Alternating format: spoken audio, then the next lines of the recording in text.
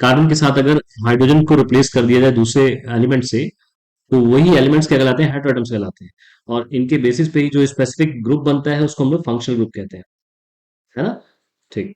और इसकी इंफॉर्मेशन मैंने आपको कल कुछ शेयर की थी, जैसे अल्कोहल अगर है तो उसका functional group dash O H होता है।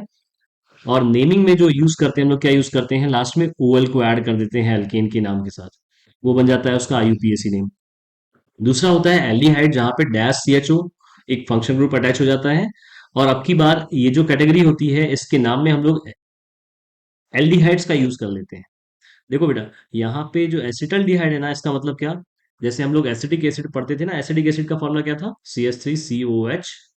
बिल्कुल। अगर इसका मैं आईयूपीएसी नेम पूछूं तो क्या बताएंगे इसका, ethanoic acid. Same to same वैसे ही यहाँ पे एक्सप्लेन किया गया। देखो यहाँ पे जो नेम बताया गया ना, ये केवल ऐसे ही, ये वैसे अदरवाइज ये आईयूपीएसी नेम है ना। पर ये जो नेम है ना, इसको हम लोग क्या बोलते हैं, कॉमन नेम बोलते हैं। इसका आईयूपीएसी नेम क्या हो जाएगा, C H three dash C H two.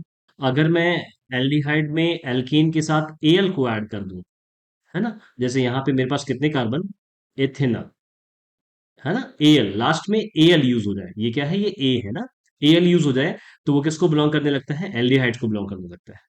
अगर ऐसे ही अगर मैं बात करता क्या कि एथेनल, ये एथेनल हो गया, एथेनॉल की अगर मैं बात करूं, ओएल की बात करूं, तो इसका फॉर्मूला क्या हो जाएगा, C2H5OH।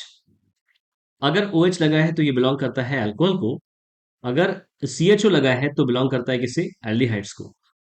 यहाँ पे लास्ट में अगर मैंने एल्कीन के साथ OL ऐड कर दिया तो ये अल्कोहल का आईयूपीएसी नेम बन जाता है।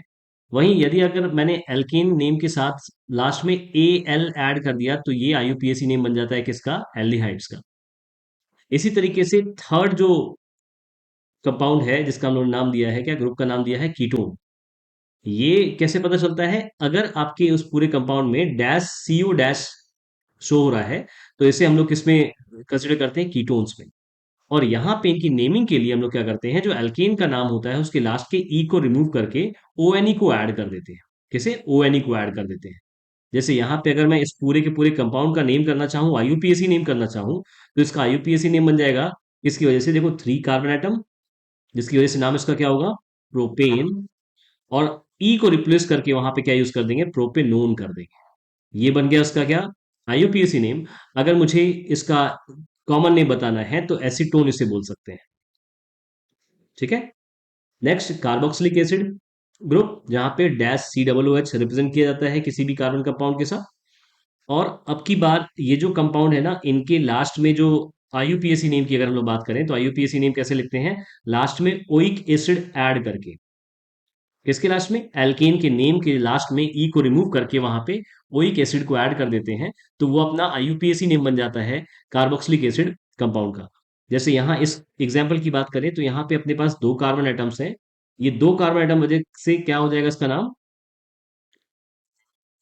एथेनोइक एसिड, है ना। नाम कैसा हो गया, ये दोनों ही नाम कैसे हैं, आईयूपीएसी नेम है।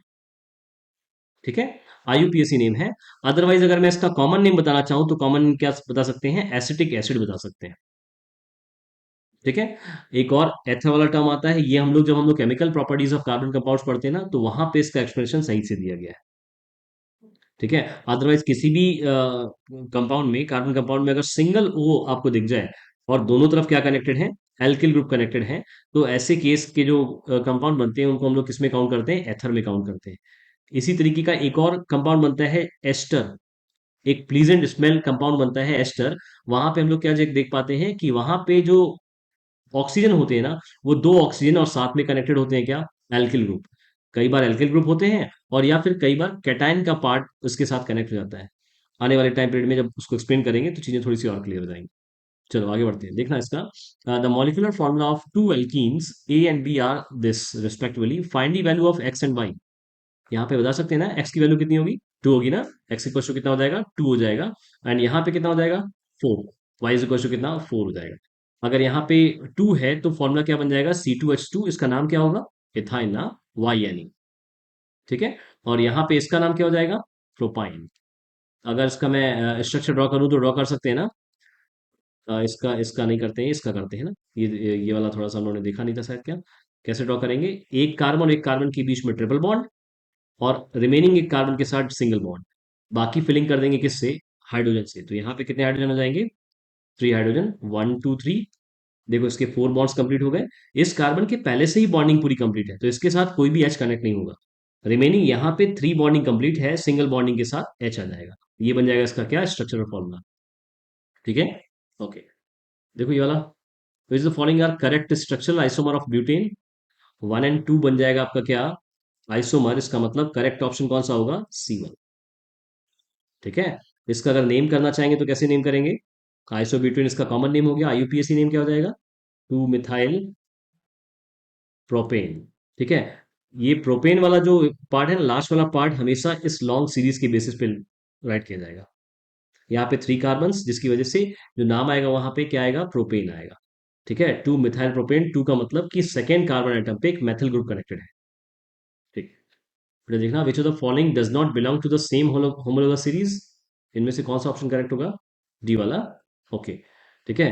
होमोलोगस का मतलब क्या, कि एडजेसेंट जो मेंबर्स हैं इनके बीच में CH2 का गैप होना चाहिए, यहाँ पे वैसा नहीं है, इसलिए ये करेक्ट ऑप्शन होगा। The name of the compound CH3 CH2 dash CHO is, इसका नाम क्या होगा, प्रोपेनॉल। Okay, very good. ये वाला भी बता पाओगे? The heteroatoms present in this compounds are. अच्छा, होमोलोगस सीरीज का मतलब हम लोग को पता ही है, मैंने एक्सप्लेन कर ही दिया था, है ना। एडजेसेंट जो मेंबर्स होते हैं इनके बीच में CH2 मॉलिक्यूल्स का वेरिएशन एंड 14U का मास का वेरिएशन देखने को मिलता है। ठीक है, बाकी सारी चीजें वैसी ही हैं जैसे पुरानी थी, सेम वही स्लाइड्स यहाँ पे एक्सप्लेन कर दिया मैंने। देखो एल्केन में भी किसी भी सीरीज में अगर हम लोग देखें ना, तो ये वेरिएशन हर तरह के सीरीज में देखने को मिलता है। इसका आंसर, देन ये बेटा हम लोग पढ़ते हैं क्या, chemical properties of carbon compounds.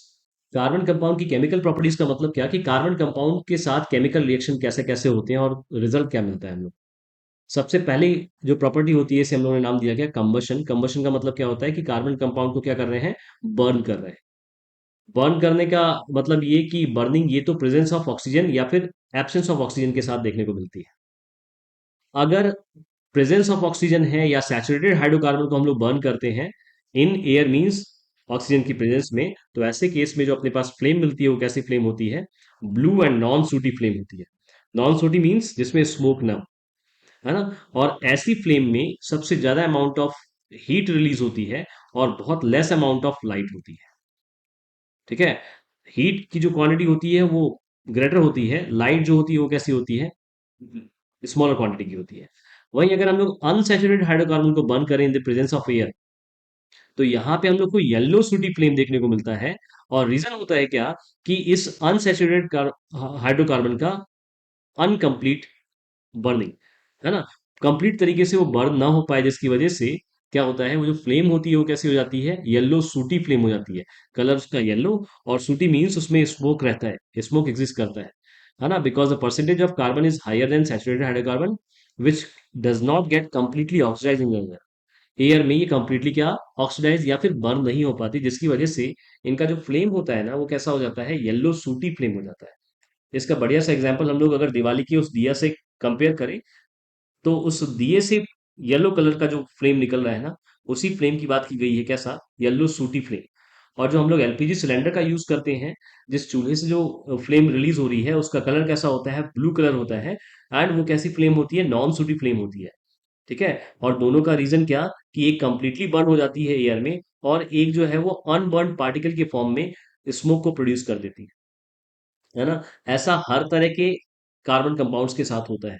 आप किसी भी कार्बन कंपाउंड की अगर बात करते हैं, अगर वो सैचुरेटेड हाइड्रोकार्बन है, तो रिजल्ट हमेशा कैसा देगा, ब्लू एंड नॉन सूटी फ्लेम देगा। वही अगर मैं यहाँ पे एक एग्जांपल के फॉर्म में बताऊं, देखो CH4 का मतलब क्या, CH4 एक मीथेन। मीथेन को ऑक्सीजन की प्रेजेंस में अगर हम लोग बर्न करते हैं, तो रिजल्ट केवल CO2 एंड H2O मिलता है। और साथ में लॉट्स ऑफ एनर्जी, एनर्जी भी किसके फॉर्म में, हीट एंड लाइट के फॉर्म में। ठीक है, कार्बन को अगर हम लोग ऑक्सीजन के साथ बर्न करते हैं, रिजल्ट हमेशा क्या मिलेगा, CO2 मिलेगा। अच्छा बेटा एक बात और बताना, C+O2 gives you carbon dioxide ना, और कार्बन मोनोऑक्साइड को कैसे ऑब्टेन करेंगे, कार्बन को ही बर्न करेंगे, लेकिन यहाँ पे ऑक्सीजन की जो क्वांटिटी होगी ना, वो लेस क्वांटिटी होगी। या फिर ये बोलें कि यहाँ पे ऑक्सीजन की जो लिमिटेड क्वांटिटी है, जिसे नेसेंट ऑक्सीजन भी कई बार बोलते हैं, उसकी प्रेजेंस में अगर कार्बन को बर्न किया जाए ऐसे केस में हम लोग के पास जो गैस रिलीज होती है ना, वो कौन सी गैस होती है? कार्बन मोनोऑक्साइड होती है। लेकिन अगर प्रेजेंस ऑफ ऑक्सीजन है, abundant quantity of oxygen present है, और साथ में आप बर्निंग करते हैं किसी भी कार्बन कंपाउंड की, तो ऐसे केस में रिजल्ट मिलता है क्या? Only CO2। ठीक है, बताओ कि इनमें से कौन सा एसिडिक है, कौन सा बेसिक है, और कौन सा न्यूट्रल है? ये कैसी है? ये न्यूट्रल है। और कार्बन डाइऑक्साइड कैसा है? एसिडिक है। CH3CH2OH, ये क्या है? इसका नाम क्या? एथेनॉल ना। अल्कोहल है, एक कार्बन कंपाउंड है। इसको अगर हम लोग बर्न करते हैं तो रिजल्ट क्या देता है? CO2 एंड H2O ही देगा, है ना। इस तरह की रिएक्शन में हम लोग के पास मेनली ना, अगर कार्बन कंपाउंड की बात करें तो हमेशा जो प्रोडक्ट मिल रहा है वो कैसा प्रोडक्ट होगा? एक तो CO2 होगा, और दूसरा क्या होगा? H2O होगा। और इसके बाद डिपेंड करता है कि किस तरह के कंपाउंड को आप बर्न कर रहे हैं, उसके बेसिस पे जो एनर्जी है उसकी क्वांटिटी एक्सप्लेन कर दी जाती है, कि लॉट्स ऑफ हीट रिलीज होगी या लॉट्स ऑफ लाइट रिलीज होगी। ठीक है। इसके बाद सेकेंड जो इसका केमिकल प्रॉपर्टी आती है, जिसे हम लोग क्या बोलते हैं? ऑक्सीडेशन बोलते हैं। यहां पे क्या होता है? किसी भी अल्कोहल को या कार्बन कंपाउंड को एल्कलाइन पोटेशियम परमैंगनेट या फिर एसिडिफाइड पोटेशियम डाइक्रोमेट की प्रेजेंस में अगर हीट कर दें, तो रिजल्ट हम लोग को जो देखने को मिलता है वो कैसा रिजल्ट होता है? इसे क्या बोलते हैं? एसिटिक एसिड, है ना। एथेनोइक एसिड या फिर acetic acid. Okay. Oxidation in carbon compound refer to a chemical reaction in which the gain of oxygen or loss of hydrogen from the carbon compound resulting in the formation of new functional group, है ना। हम लोगों ने किसे burn किया था? Alcohol को। और क्या मिल रहा है? कार्बोक्सिलिक एसिड का एक कंपाउंड मिल रहा है। ऑक्सीडेशन में हो क्या रहा है? ऑक्सीडेशन का मतलब क्या? Gaining of electron. इलेक्ट्रॉन बोल रहे हैं, ऑक्सीजन की गेनिंग या फिर लूजिंग ऑफ हाइड्रोजन। ऑक्सीडेशन जो प्रोसेस हम लोगों ने फर्स्ट चैप्टर में पढ़ा था, ऑक्सीडेशन रिडक्शन, उसमें ऑक्सीडेशन का यही मतलब था कि एडिशन ऑफ ऑक्सीजन हो जाए या फिर रिमूवल ऑफ हाइड्रोजन हो। यहाँ पे इस कंपाउंड में जो अल्कोहल को रिप्रेजेंट कर रहा है, अगर यहाँ पे ऑक्सीजन का एडिशन होता है, तो ये ऑक्सीडेशन का बढ़िया सा एक एग्जाम्पल बन जाता है। और ऑक्सीजन ऐड होने के बाद ये कंपाउंड अब अल्कोहल ना रह के कार्बोक्सिलिक एसिड कंपाउंड में कन्वर्ट हो जाता है। Alcohol can be converted to carboxylic acid in the presence of oxidizing agent alkaline KMnO4, that is potassium permanganate, और acidified potassium dichromate। ये एज ए कैटलिस्ट यहाँ पे वर्क करते हैं। कैटलिस्ट का मतलब क्या होता है? उनके रेट को इंक्रीज और डिक्रीज कर सकते हैं। ठीक है, तो ये सेकेंड प्रॉपर्टी कार्बन कंपाउंड्स की। थर्ड प्रॉपर्टी कौन सी थी?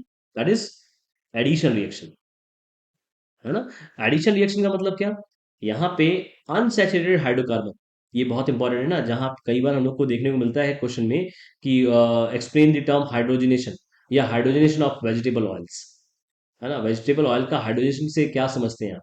तो एडिशन रिएक्शन में ये बताया गया है कि जो अनसैचुरेटेड हाइड्रोकार्बन्स होते हैं, है ना, इनके क्या किया जाता है? कैटलिस्ट पैलेडियम या निकल के प्रेजेंस में हाइड्रोजन के साथ रिएक्ट करा दिया जाता है। तो जो अनसैचुरेटेड हाइड्रोकार्बन जो होते हैं वो कन्वर्ट हो जाते हैं किसके फॉर्म में? सैचुरेटेड हाइड्रोकार्बन के फॉर्म में कन्वर्ट हो जाते हैं। या दूसरे वर्ड में बोले कि ये जो अनसैचुरेटेड हाइड्रोकार्बन है ना, इसी का अच्छा सा एग्जांपल होता है वेजिटेबल ऑयल्स। अगर इनका हम हाइड्रोजनेशन कर देते हैं तो यही वेजिटेबल ऑयल्स कन्वर्ट हो जाता है किसमें? वेजिटेबल घी में कन्वर्ट हो जाता है। जैसे वेजिटेबल ऑयल की बात करें तो एक बढ़िया सा एग्जांपल होता है क्या? मस्टर्ड ऑयल, है ना। और ये कन्वर्ट होता है जिस घी के फॉर्म में, उसको कई बार बताया गया क्या, ये वनस्पति घी के फॉर्म में कन्वर्ट हो जाता है। ठीक है। यहाँ पे ये वनस्पति घी जो है ना, ये कैसा कंपाउंड है? इसको बोल रहे हैं सैचुरेटेड हाइड्रोकार्बन। और ये जो कंपाउंड है ये कैसा है? Unsaturated hydrocarbon. इसका मतलब एडिशन रिएक्शन में कंपलसरी है कि क्या करना है कि अनसैचुरेटेड हाइड्रोकार्बन में हाइड्रोजन का एडिशन कराना है, और साथ में कैटलिस्ट कौन सा हो? पैलेडियम या फिर निकल। कैटलिस्ट मींस प्रेजेंस किसकी हो? निकल या पैलेडियम की। और हाइड्रोजन का रिएक्शन किसके साथ होगा? अनसैचुरेटेड हाइड्रोकार्बन के साथ होगा। ऐसा होने के बाद जो अनसैचुरेटेड हाइड्रोकार्बन्स हैं उनमें हाइड्रोजन ऐड हो जाएगा, और इस अनसैचुरेटेड हाइड्रोकार्बन को कन्वर्ट कर देगा किसके फॉर्म में? सैचुरेटेड हाइड्रोकार्बन के फॉर्म में। यही प्रोसेस क्या कहलाता है? हाइड्रोजनेशन ऑफ वेजिटेबल ऑयल्स कहलाता है। देन इसके बाद देखना, एक टर्म तो यहाँ से इंपॉर्टेंट क्या आता है? हाइड्रोजनेशन टर्म आता है। हाइड्रोजनेशन, ऐसे सिंपल सिंपल से टर्म और भी बहुत सारे हम लोगों ने पढ़ रखे हैं। अच्छा, इसके बाद एक और प्रॉपर्टी होती है, जैसे क्या बोल रहे हैं हम लोग? सब्स्टिट्यूशन रिएक्शन बोल रहे हैं, है ना। सब्स्टिट्यूशन रिएक्शन में क्या होता है कि किसी भी सैचुरेटेड हाइड्रोकार्बन, जैसे यहाँ पे एग्जांपल के फॉर्म में क्या लिया गया है? मीथेन लिया गया है। है ना। The reaction between chlorine and alkane is an example of halogenation, या फिर इसी को एक नाम देते हैं क्या, क्लोरीनेशन। ये प्रोसेस जो होता है ना, इसको क्लोरीनेशन नाम भी दिया गया है। क्लोरीनेशन का मतलब क्या, कि जब हम किसी भी एल्केन को, एल्केन बोले तो सैचुरेटेड हाइड्रोकार्बन को रिएक्ट कराते हैं किसके साथ, क्लोरीन गैस के साथ, इन द प्रेजेंस ऑफ सनलाइट, तो इनका जो रिजल्ट आता है उसमें क्या मिलता है हम लोग को, एक हाइड्रोक्लोरिक या हाइड्रोजन क्लोराइड, और साथ में क्या, इसका नाम क्या है, CH3Cl। ये वाला पार्ट रह गया था क्या, हम लोगों ने क्या पढ़ा था, सबसे पहले हाइड्रोकार्बन पढ़ा, देन अल्कोहल पढ़ा, देन एल्डिहाइड्स पढ़ा, डैश CHO, देन कीटोन्स पढ़ा, डैश CO डैश, इसके बाद क्या पढ़ा, डैश COOH। एक पार्ट अपना रह गया, 1 2 3 4 5 ना, एक पार्ट रह गया था, कौन सा, 6 वाला part, that is halo alkanes. ठीक है। हैलो अल्केन का मतलब क्या, एक ऐसे हाइड्रो का, एक ऐसे कार्बन कंपाउंड जहां पे हैलोजन ग्रुप और अटैच हो जाता है कार्बन के साथ, है ना। और इस हैलोजन ग्रुप को हम लोग कई बार एक्स से रिप्रेजेंट करते हैं। यहाँ पे हैलोजन ग्रुप में कई सारे मेंबर्स आते हैं, जैसे फ्लोरीन, क्लोरीन, ब्रोमीन, आयोडीन। इन सभी की वैलेंसी बताओ कितनी होती है, तो यहाँ पे सभी की वैलेंसी कितनी हो जाएगी, 1 हो जाएगी। अच्छा, एल्केन का मतलब क्या, इस एक्स के साथ जो अदर ग्रुप कनेक्ट होगा वो कौन सा ग्रुप होगा, जिसे हम लोग क्या बोलते हैं, एल्किल ग्रुप बोलते हैं, एल्किल ग्रुप बोलते हैं, है ना। एल्किल ग्रुप कनेक्ट होने के बाद इसका जो आईयूपीएसी नेम होगा ना बेटा, उसके आईयूपीएसी नेम में हमेशा सबसे पहले हम लोग को क्या यूज करना है, हेलो वर्ड का यूज करना है, इसके बाद एल्केन का नाम आएगा। क्या मतलब, कि अगर मैंने एक कंपाउंड कनेक्ट किया कैसा, दैट इज CH3-Cl, जो अभी इससे पहले का एग्जाम्पल था, तो इसके नेमिंग करने के लिए हम लोग सबसे पहले किसको रिप्रेजेंट करेंगे, हैलोजन ग्रुप के एलिमेंट को। यहाँ पे कौन सा एलिमेंट कनेक्टेड है, क्लोरीन, तो नाम कैसे लिखा जाएगा, chloro, chloro. And after that alkanes, alkane का मतलब यहाँ पे एक कार्बन है, तो नाम कैसा हो जाएगा, क्लोरोमिथेन हो जाएगा। क्लियर। अच्छा, इसका नाम बताओगे, C2H5-I। ये बेटा अपने पास आयोडीन है, आयोडीन के लिए हम लोग इसको आइडो वर्ड का यूज करते हैं, है ना, IODO, iodo, iodo. And then बाद में क्या, दो कार्बन एटम की वजह से अल्केन का नाम क्या हो जाएगा, इथेन। ठीक है, कुछ इस तरीके से नेमिंग करते हैं। अच्छा, अगर ये बेटा मैंने जो बताया ना, ये बताया है IUPAC नेम, अगर मैं इसका इसका कॉमन नेम लिखने के लिए हम लोग यूज करते हैं क्या, सिंपल सा वही मेथड जो रिमेनिंग कई सारे सिंपल कंपाउंड में यूज करते हैं। जैसे यहाँ पे यूज करेंगे क्या, मिथाइल या मेथिल क्लोराइड, क्या यूज करेंगे, मेथिल क्लोराइड, ये इसका बन जाएगा क्या, कॉमन नेम बन जाएगा। अगर यहाँ पे लिखना चाहें, इसका कॉमन नेम लिखना चाहें, तो इसका कॉमन नेम बन जाएगा क्या, ये इसका क्या है, कॉमन नेम है। इस तरीके से हम लोग हेलो एल्केन की नेमिंग को समझ लेते हैं। IUPAC नेम यहाँ पे क्लियर हो जाएगा, क्या हो जाएगा IUPAC नेम इसका, दैट इज क्लोरोमिथेन, क्लोरोमिथेन। अगर इसका कॉमन नेम बताना चाहें तो बन जाएगा क्या, मेथिल क्लोराइड बन जाएगा।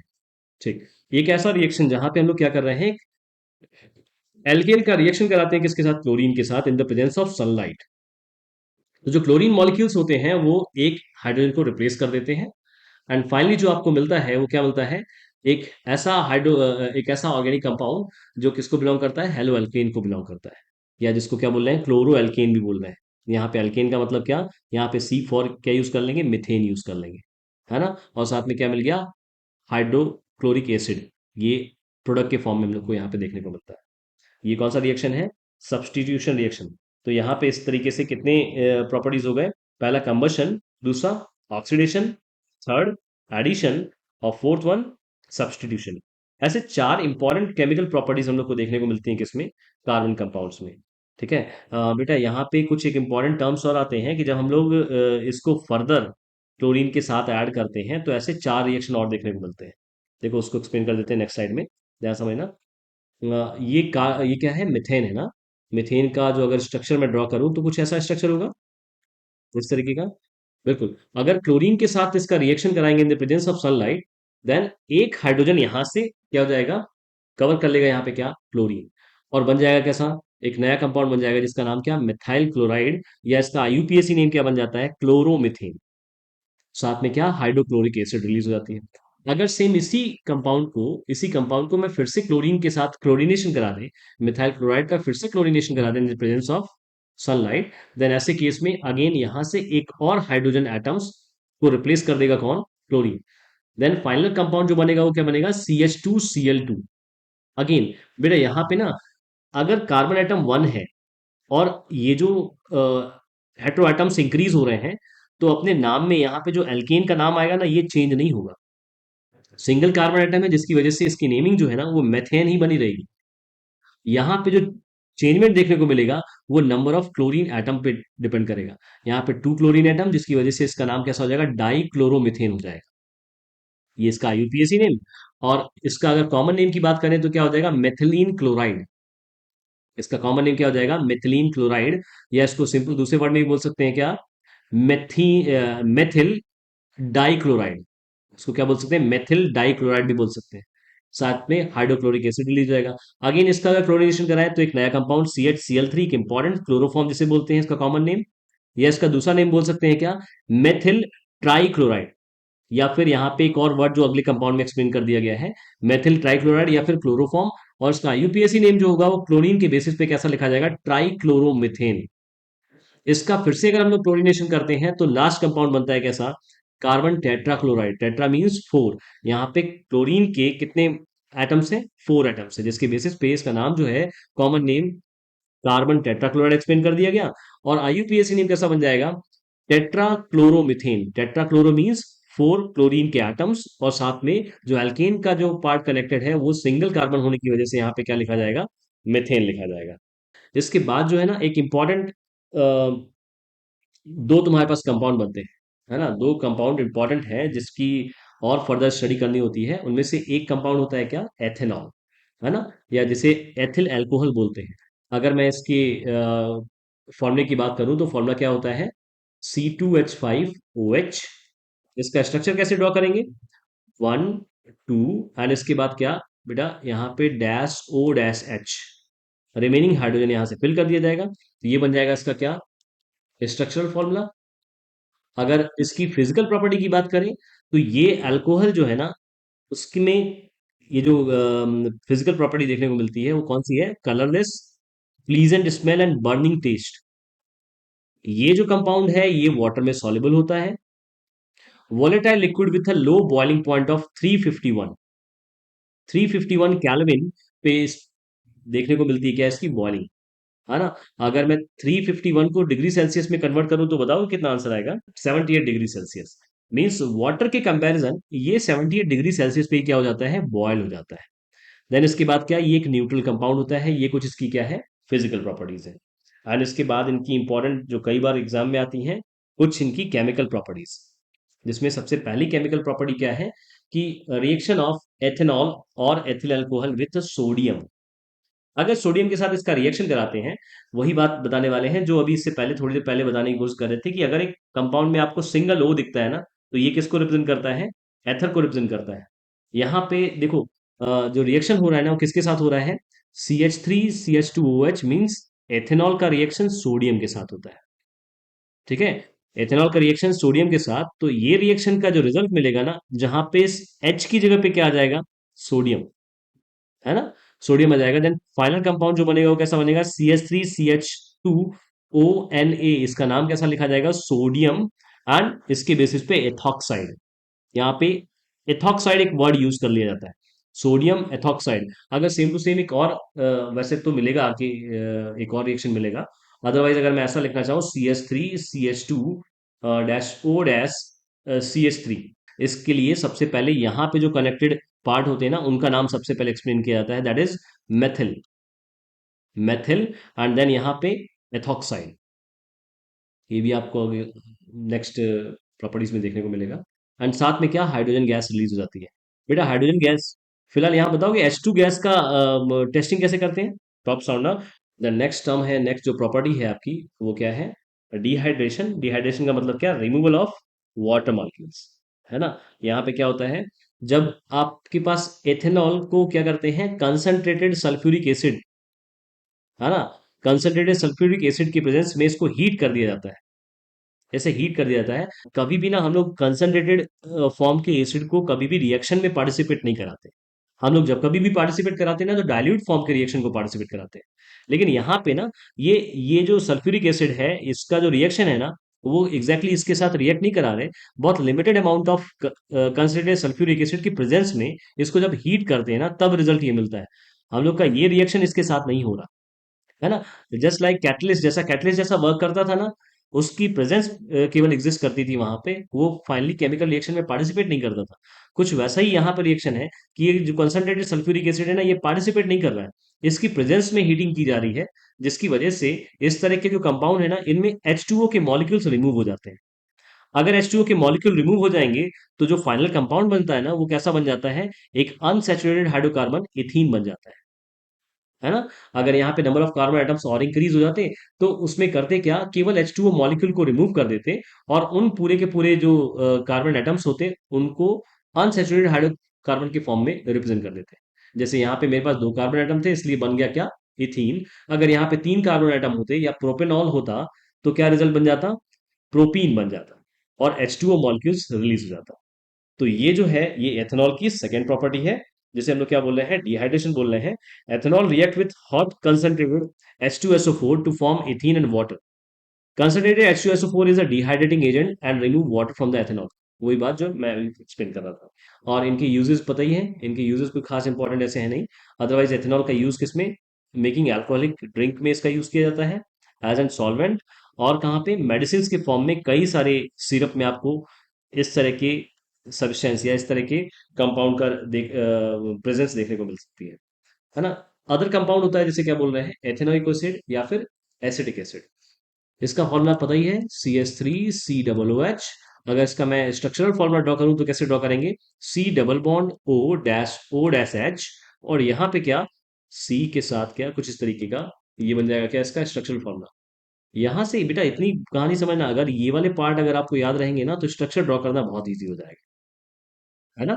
ये जो फंक्शनल ग्रुप है ना, इनके अगर स्ट्रक्चर आपको ध्यान है, तो इजीली हम लोग किसी भी फॉर्मूले का स्ट्रक्चर ड्रॉ कर सकते हैं। एसिडिक एसिड वैसे जब हम लोग एसिड बेस्ड सॉल्ट पढ़ रहे थे, केमिस्ट्री का सेकेंड चैप्टर, वहां पे एसिड में वीक एसिड और स्ट्रॉन्ग एसिड की बात की गई थी ना। ये एसिडिक एसिड का सोर्स क्या होता है? Vinegar, vinegar, vinegar. Vinegar means पता है ना? सिरका, है ना? कई सारे फूड मटेरियल में इस तरह की चीजों का यूज करते हैं, या अचार में भी इसका यूज कर लिया जाता है। ठीक, इसकी फिजिकल प्रॉपर्टी जो है ना, वो ethanoic acid is a colourless, देखा अगर होगा ना, तो ये मेजरली ना कई जगह पे कलरलेस के फॉर्म में होती है, पर कई जगह पे ना इसके कलरफुल फॉर्म भी देखने को मिलते हैं। लेकिन मेनली जो बताया गया है, वो कलरलेस सब्सटेंस ही बताया गया है, कि एथेनोइक एसिड जो है कैसा है, एक कलरलेस लिक्विड है, विथ ए पंगेंट स्मेल एंड सोर इन टेस्ट। क्योंकि एसिड है, तो डेफिनेटली इसका टेस्ट कैसा होगा? सोर ही होगा, है ना? It is soluble in water, and a solution of 5 to 8% ethanoic acid is water is called vinegar. ये बहुत इंपॉर्टेंट बेटा, ये रिजल्ट है इसका। एक दो बार क्वेश्चन भी आया है कि कितने परसेंट की रिक्वायरमेंट होती है विनेगर को कंसिडर करने के लिए एथेनोइक एसिड की, है ना? 5 to 8% of ethanoic acid in water को ही हम लोग क्या बोल रहे हैं? विनेगर बोल रहे हैं। ठीक, चलो आगे बढ़ते हैं, इसकी कुछ केमिकल प्रॉपर्टीज देखते हैं ना।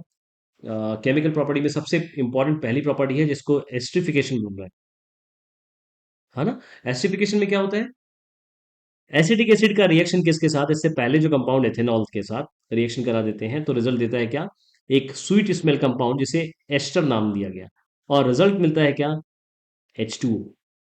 ठीक है, H2O। ये अगर देखो थोड़ा सा उस तरीके से ध्यान रखना चाहो, जैसा हम लोग एसिड बेस सॉल्ट में पढ़े थे, कि acid react with base. Exactly ये बेस नहीं है, लेकिन वहां पे जब हम लोग OH पढ़ते थे ना, तो उसको बेस ही बोलते थे, है ना? तो उसके बेसिस पे भी याद रख सकते हैं कि इसका रिजल्ट जो मिलेगा, एक वाटर के फॉर्म में मिलेगा, और दूसरा क्या मिलेगा? एस्टर के फॉर्म में मिलेगा। और इसका नाम देखना बेटा कैसे लिखा जाता है, सबसे पहले इस वाले कंपाउंड का नाम लिखा जाता है।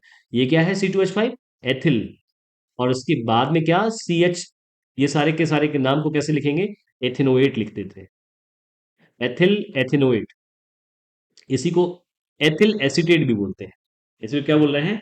एथिल एसीटेट भी बोल रहे हैं। बेटा सेम टू सेम इसी कंपाउंड में यहाँ C2H5 की जगह पे क्या लिख दें? Na लिख दें। या अभी जब हम लोग सपोनिफिकेशन पढ़ेंगे ना, यहाँ पे बस सिंपल Na लिख देते हैं। अब की बार फॉर्मूला पता कैसा हो जाएगा?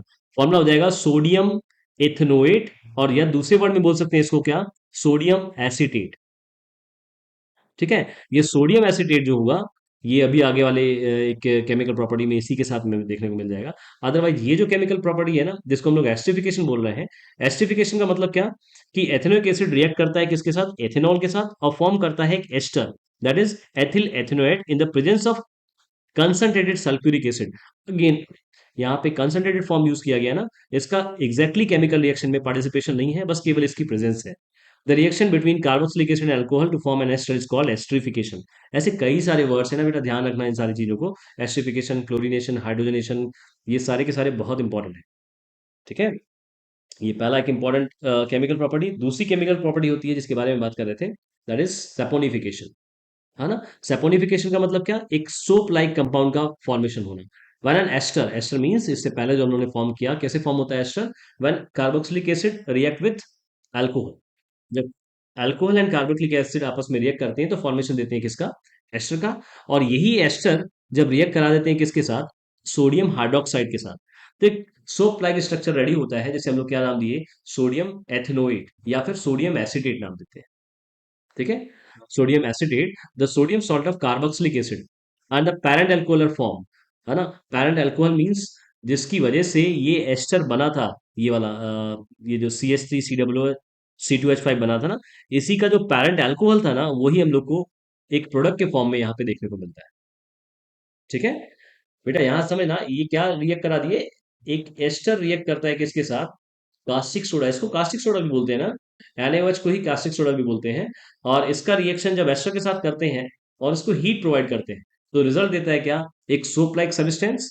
यहाँ पे अपने इस छोटे से एग्जाम्पल में इसका नाम क्या है, सोडियम एसिटेट। और दूसरे नाम के फॉर्म में अगर समझे तो सोडियम एथेनोएट। और आफ्टर दैट एक पेरेंट अल्कोहल जो हम लोग को इस एस्टर को फॉर्म करने के लिए बनाया गया था, वो अगेन हम लोग को प्रोडक्ट के फॉर्म में ऑप्टेन हो जाता है। सही है।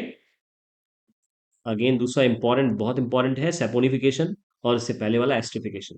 देन नेक्स्ट देखते हैं, इसके बाद की जो प्रॉपर्टीज है ना, ये बहुत इजी है, इसको हम लोगों ने कई बार पहले भी देखा है। देखो ध्यान समझो, एक अगली प्रॉपर्टी क्या, कि ये क्या है, एक एसिड। और जब कभी भी एक एसिड रिएक्ट करती है किसके साथ, एक बेस के साथ, ये बेस है ना, NaOH। स्ट्रॉन्ग बेस ऐसे बेस होते हैं जो कंप्लीटली आयोनाइज हो जाते हैं किसी भी एक्व सॉल्यूशन में। और जब कभी भी इनका रिएक्शन होता है ना, तो मिलता है क्या, एक सॉल्ट मिलता है और दूसरा क्या मिलता है, वाटर मिलता है, एक जनरल सा रिएक्शन है ना। और इसका नाम क्या हो जाएगा, सोडियम, अगेन यहाँ पे क्या, एसिटेट। ठीक है, सोडियम एसिटेट बोल दें, या फिर बोल दें क्या, सोडियम एथेनोएट, दोनों एक ही नाम। ठीक है, अगेन यहाँ पे भी सेम बेटा, when acid react with metal carbonate then it form salt, then water and CO2। अगर ध्यान हो, जैसे मैंने अभी कार्बन डाइऑक्साइड की टेस्टिंग पूछी ना, हम लोग जब एसिड बेस सॉल्ट पढ़ते थे और उस वहां पे acid react with metal carbonate या मेटल बाइकार्बोनेट पढ़ते थे, इसके बाद ही हम लोग कार्बन डाइऑक्साइड की टेस्टिंग की भी स्टडी कर रहे थे। तो यहाँ तक जो हम लोगों ने देखा ना, ये सारे के सारे दो इंपॉर्टेंट कार्बन कंपाउंड्स के बारे में स्टडी कर लिए। पहला कौन सा था, C2H5OH, दैट इज एथेनॉल। और दूसरा कौन सा, CH3COOH, that is acetic acid. इनमें कई सारे इंपॉर्टेंट कैरेक्टरिस्टिक्स हैं। इसकी तो दो ही कैरेक्टरिस्टिक थी, और इसमें आपके पास कई सारी कैरेक्टरिस्टिक मिल जाती है। पहली कैरेक्टरिस्टिक कौन सी थी, पहली प्रॉपर्टी एस्ट्रिफिकेशन, सैपोनिफिकेशन, एंड ये सिंपल सी ये दो प्रॉपर्टी। इसके बाद देखो लास्ट वाला पार्ट जो था ना, वो केवल सोप एंड डिटर्जेंट से इजी सा टॉपिक है। सोप का मतलब क्या, अगेन जैसा अभी हम लोगों ने देखा ना, सैपोनिफिकेशन, वो एक ऐसा प्रोसेस जहां पे सोप लाइक सब्सटेंस प्रोड्यूस हो रहा था, है ना। और सोप का मतलब क्या, एक बहुत लॉन्ग चेन किसकी, सोडियम या पोटेशियम सॉल्ट की, और कार्बोक्सिलिक एसिड, है ना। सोडियम या पोटेशियम सॉल्ट की, कार्बोक्सिलिक एसिड की जो बहुत लॉन्ग चेन है, उसी को हम लोगों ने क्या बोला, सोप बोला। इसका एक एग्जाम्पल है क्या, सोडियम स्टेरिएट। और एक और एग्जाम्पल शायद आपको वो बताया गया होगा, C15H31 वाला, COONA। इसका नाम क्या, सोडियम पामिएट, है ना, सोडियम पामिएट।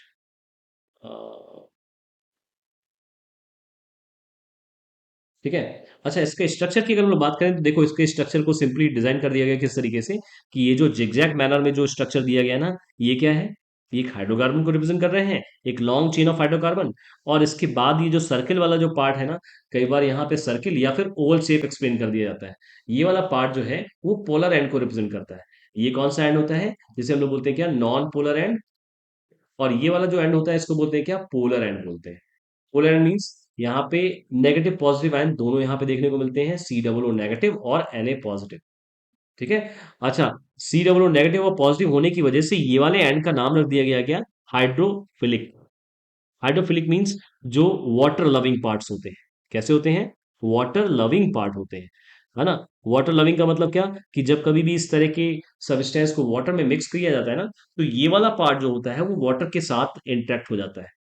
अब वहीं अगर हम लोग हाइड्रोकार्बन की बात करें, इस लॉन्ग चेन की बात करें, जो नॉन पोलर पार्ट है, इसको क्या नाम दिया गया, टेल दैट इज हाइड्रोफोबिक। इसका मतलब क्या, कि ये वाला पार्ट जो होता है ना, वो वाटर से हेट करता है, वाटर से क्या होता है, रिपेल होता है, दूर जाता है।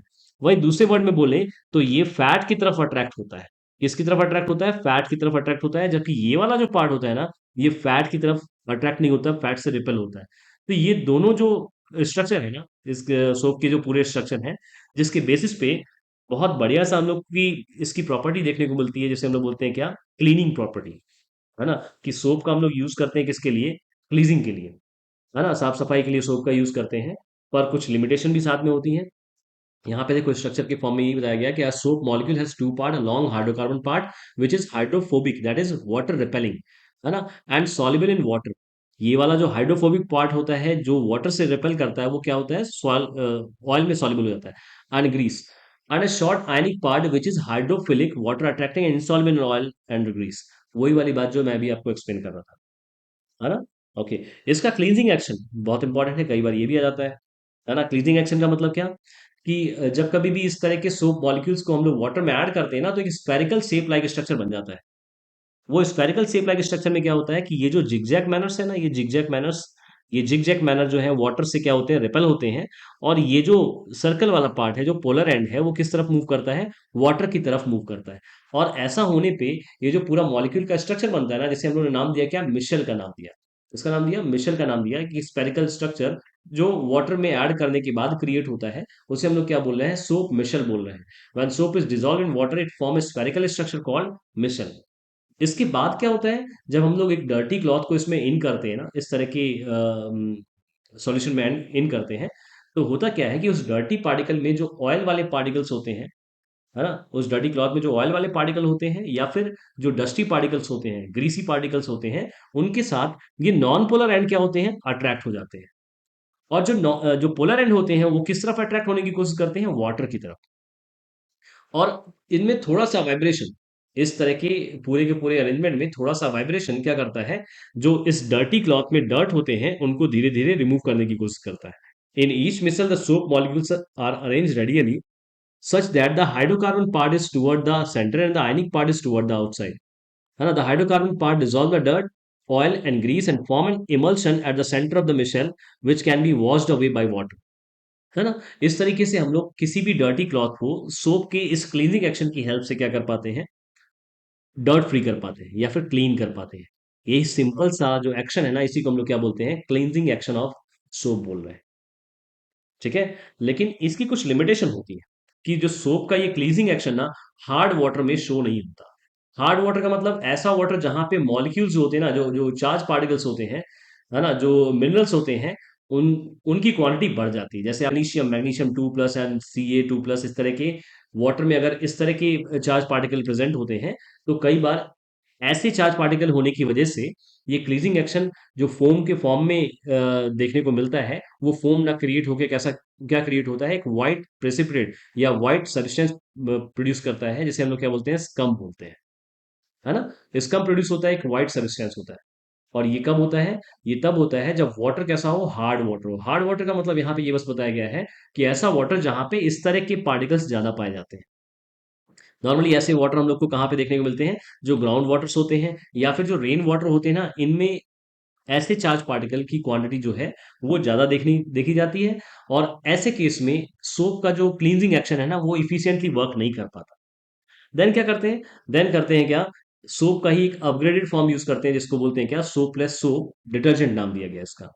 ये भी है सेम वैसा ही, बस इसमें थोड़ा सा चेंज कर दिया जाता है क्या, कि जो वहां पे कार्बोक्सिलिक एसिड चेन थी, वो यहाँ पे क्या कर दी जाती है, उसके सल्फोनिक एसिड के फॉर्म में उसे कन्वर्ट कर दिया जाता है। Sodium salt as it is वैसे ही बना रहता है जैसा सोप में था, बस यहाँ पे जो कार्बोक्सिलिक एसिड जो पार्ट रहता है उसको कन्वर्ट कर दिया जाता है, किसके फॉर्म में, सल्फोनिक एसिड के फॉर्म में कन्वर्ट कर दिया जाता है। देखो डिटर्जेंट के फॉर्म में वैसे हम लोग को ज्यादा स्टडी नहीं करनी, बस केवल यही समझना है कि कौन से ऐसे ड्रॉबैक थे जहां पे हम लोग सोप यूज नहीं कर पा रहे एंड डिटर्जेंट की रिक्वायरमेंट होती है। तो एक सिंपल सा वही ड्रॉबैक निकल के आता है, कि जो हार्ड वाटर होते हैं उसमें इजिली सोप वर्क नहीं कर पाता, स्कम प्रोड्यूस कर देता है, फॉर्म का फॉर्मेशन नहीं होता, cleansing action easily efficiently run नहीं हो पाता। ऐसे केस में हम लोग यूज करते हैं क्या, सोडियम सॉल्ट का सल्फोनिक एसिड फॉर्म, जिसे डिटर्जेंट बोल रहे हैं।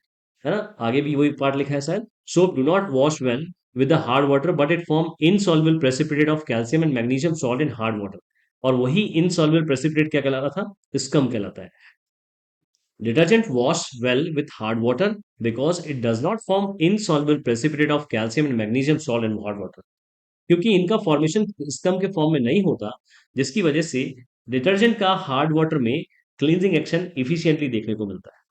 अच्छा, इसमें एक इंपॉर्टेंट टर्म एक और बन जाता है, कौन सा? कि इन दोनों के बीच का डिफरेंस क्या है ना? ये डिफरेंस भी शायद आपको पता होगा। ये सिंपल सा difference, soap work well with soft water, अभी बताया। सॉफ्ट वाटर का मतलब क्या है? जहां पे Ca2+ और Mg2+ की क्वांटिटी लेस होती है, ना के बराबर होती है। Detergent work well with both soft water as well as hard water. Soap can not perform a cleansing action. Cleansing action किस में परफॉर्म नहीं करता है? इन हार्ड वाटर, है ना? यहाँ पे मिसिंग है words. Otherwise detergent are broadly use in cleansing purpose, है ना? क्लींजिंग पर्पस के लिए हम लोग डिटर्जेंट का यूज कर सकते हैं, हार्ड वाटर के केस में भी। दीज आर सोडियम और potassium salt of fatty acid, या फिर जिसको क्या बोलते हैं? Carboxylic acid. These are sodium alkyl sulphonates और sodium alkyl benzene sulphonate, sulphonic acid के ही पार्ट्स हैं। In hard water calcium and magnesium. देखो ये सारी चीजें तो हम लोगों ने देखी नहीं है ना, ये सेम एग्जैक्टली वैसी से है जैसा मैंने आपको बताया। They get precipitated form scum. Scum मतलब क्या? वो व्हाइट सबस्टेंस जो प्रोड्यूस होता है हार्ड वाटर की वजह से। और यहाँ पे क्या, they do not precipitate like soap, और स्कम यहाँ पे फॉर्म नहीं होता, है ना? ये दो जो टर्म है ना, इनके एग्जाम्पल या इनके डिफरेंस बहुत इंपॉर्टेंट है। तो फिलहाल जो है ना, ये वाला पार्ट यहाँ तक हो गया है कंप्लीट।